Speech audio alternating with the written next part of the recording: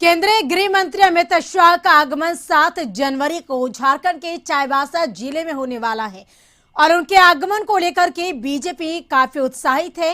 बीते 30 दिसंबर को बाबूलाल मरांडी, संगठन महामंत्री कर्मवीर सिंह, प्रदेश अध्यक्ष दीपक प्रकाश ने कार्यक्रम स्थल का निरीक्षण किया था, तो वहीं उनके आगमन से पहले सियासत शुरू हो गई है। जेएमएम प्रवक्ता मनोज पांडे ने कहा कि इस बार झारखंड में बीजेपी एक भी सीट नहीं जीत पाएगी।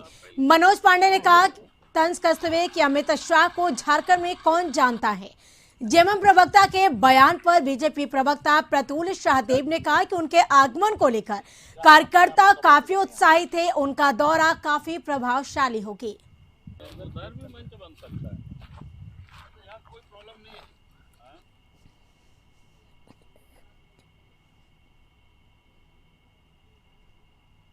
अमित शाह भारतीय जनता पार्टी के नेता हैं, अपनी पार्टी की मजबूती के लिए आ रहे होंगे, ऐसा सोच होगा उनका। लेकिन जो 2 सीटें खो दी थी, उन सीटों को वापस लाने का ये दिवा स्वप्न है। अमित शाह जी हैं क्या झारखंड के परिप्रेक्ष्य में? उनकी सभा होगी, कौन खुद अपने इच्छा से कौन जाएगा? क्या यहाँ के आदिवासी जाएंगे, मूलवासी जाएंगे? वो भी कोल्हान की धरती पर आ रहे हैं।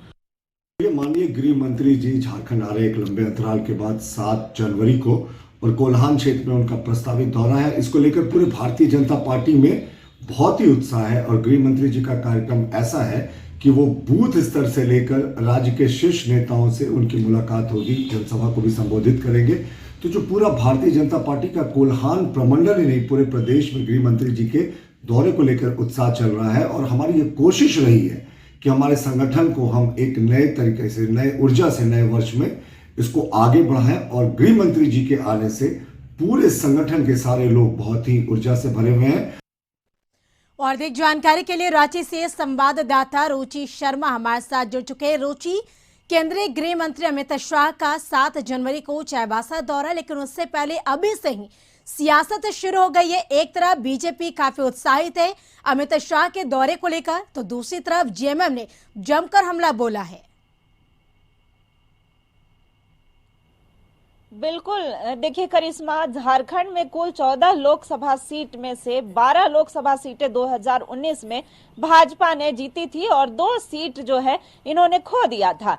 लेकिन कहें तो अब जो है उन 2 सीटों को भी फोकस किया जा रहा है, जो राजमहल की सीट थी या फिर जो सिंहभूम की सीट थी, तो उन सीटों पर भी कब्जा कैसे किया जाए। वैसे भी अमित शाह को भाजपा का चाणक्य कहा जाता है, तो किस तरह से एक रणनीति तैयार की जाए 2024 के लोकसभा चुनाव की तैयारी जो है वो अभी से ही शुरू कर दी गई है। तो यूं कह सकते हैं कि भारतीय जनता पार्टी के कार्यकर्ताओं में काफी उत्साह देखा जा रहा है।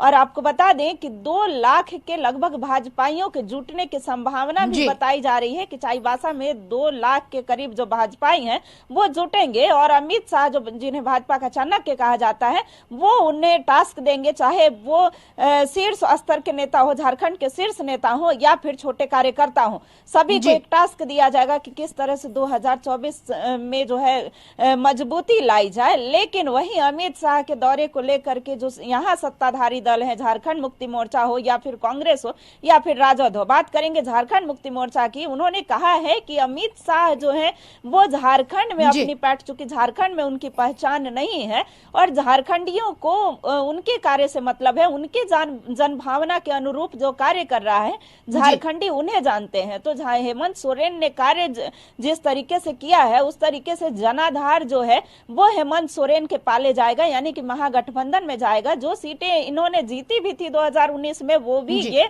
इस बार गंवाने वाले हैं।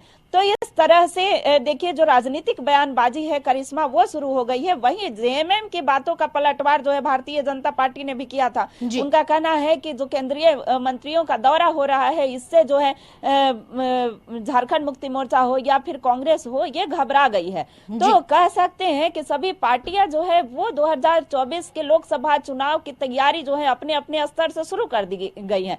तो इसी का एक जो तैयारी का परिणाम है है, तैयारी का नतीजा है कि केंद्रीय मंत्रियों का दौरा जो है वो सुनिश्चित किया गया है। और अमित शाह को वैसे भी भाजपा का चाणक्य कहा जाता है, तो वो जो है 7 तारीख को चाईबासा आ रहे हैं और एक टास्क जो है वो दिया जा सकता है। जी बिल्कुल, देखिए टास्क दिया जाता है। साथ ही ये भी देखिए रुचि, क्योंकि जिस तरीके से विपक्ष का यह कहना है कि 2024 में बीजेपी एक भी सीट नहीं जीतेगी, तो दूसरी तरफ अगर बात करिए तो इसको लेकर ऐसे में बीजेपी काफी उत्साहित दिख रही है। और ये कहना है कि जो इनका क्या लगता है, जो दौरा हो रहा है 7 जनवरी को जो दौरा होने वाला है अमित शाह का, तो इस दौरे का कितना प्रभाव पड़ेगा? बिल्कुल बिल्कुल, इनका दौरा जो है वो प्रभावशाली माना जाएगा, चूंकि पहले भी 2019 में प्रधानमंत्री नरेंद्र मोदी का दौरा हुआ था और उन्होंने जो है 12 सीटें, लोकसभा की 12 सीटें जीती थी। तो ऐसे में कहा जा सकता है कि अमित शाह का दौरा हो रहा है, तो ये दौरा जो है कार्यकर्ताओं के लिए या फिर एनडीए के पाले में एनडीए के लिए जो है ये फायदेमंद रहेगा। और ये जो एक रणनीति के तहत, चूंकि एनडीए की रणनीति के तहत ही अमित शाह आ रहे हैं और जो है केंद्रीय गृह मंत्री का दौरा होने की वजह से वहां सुरक्षा के पुख्ता इंतजामात या फिर भाजपा जो कार्यकर्ता हैं उनके जुटने की भारी संभावना है। तो इस तरह से कह सकते हैं कि ये दौरा काफी प्रभावशाली रहेगा। अब देखना होगा कि जो सीटें, जो जनाधार इन्होंने खोई थी, चूंकि 2 सीटें इन्होंने हारी थी, तो वो 2 सीटें जो राजमहल की सीट है या फिर चाईबासा वो आ रहे हैं, जिस जगह आ रहे हैं वहां की सीट भी भाजपा ने, एनडीए ने खो दी थी, तो वहां जो है वो फिर से पुनः वापस पाने की संभावना जो है वो दिखाई दे रही है। जी बिल्कुल, तो बहुत बहुत शुक्रिया रुचि तमाम जानकारी के लिए आपका।